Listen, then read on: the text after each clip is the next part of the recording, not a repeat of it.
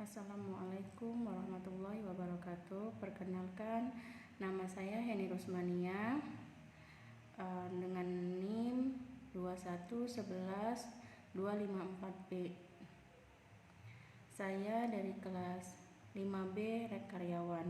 Di sini saya akan menjelaskan tentang apa sumber hukum internasional. Sumber hukum internasional yaitu sumber yang digunakan oleh Mahkamah Internasional dalam memutuskan masalah-masalah hubungan internasional. Dan sumber hukum internasional merupakan berbagai materi, kebiasaan, atau asas yang mengandung atau menjelaskan aturan-aturan hukum internasional. Dan pengertiannya sendiri, sumber hukum internasional adalah custom atau kebiasaan internasional, traktat, keputusan-keputusan pengadilan atau badan-badan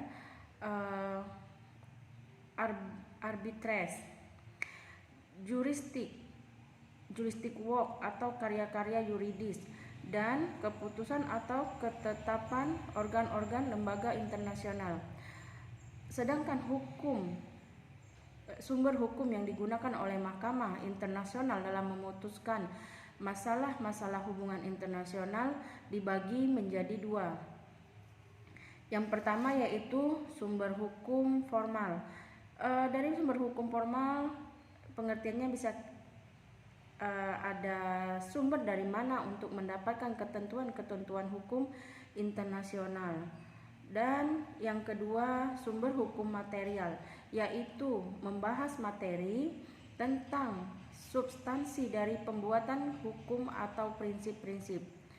Dari sumber hukum formal terbagi menjadi 5. Yang pertama, perjanjian internasional. Contohnya seperti Konvensi Wina tentang Hukum Perjanjian tahun 1969. Kebiasaan internasional ada yang kedua, kebiasaan internasional. Kebiasaan internasional adalah kebiasaan bersama negara-negara di dunia yang menjadi bukti praktik umum yang diterima sebagai hukum. Yang ketiga, ada prinsip-prinsip umum hukum, yaitu nilai etik dan moral universal yang luhur, mulia, dan agung, yang telah berhasil ditanamkan di dalam masyarakat umat manusia secara universal, yang menjiwai norma-norma hukum ataupun norma-norma hukum lainnya yang secara real dan nyata mengikat masyarakat internasional.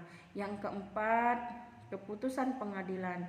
Dan yang kelima, pendapat para ahli yang terpercaya kepakarannya. Kemudian sumber hukum material terbagi menjadi 4. Yang pertama, teori hukum alam.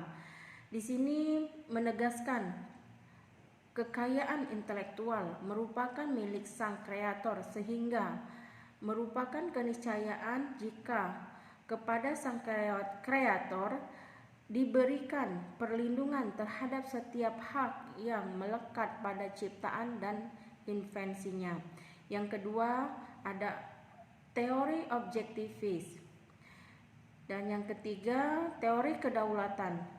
Teori kedaulatan adalah menjelaskan bahwa kekuasaan tertinggi pada suatu negara berasal dari kedaulatan negara.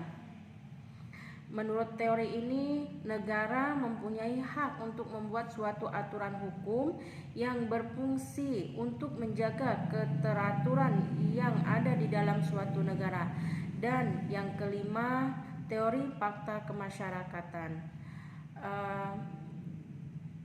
Cukup sekian penjelasan dari saya.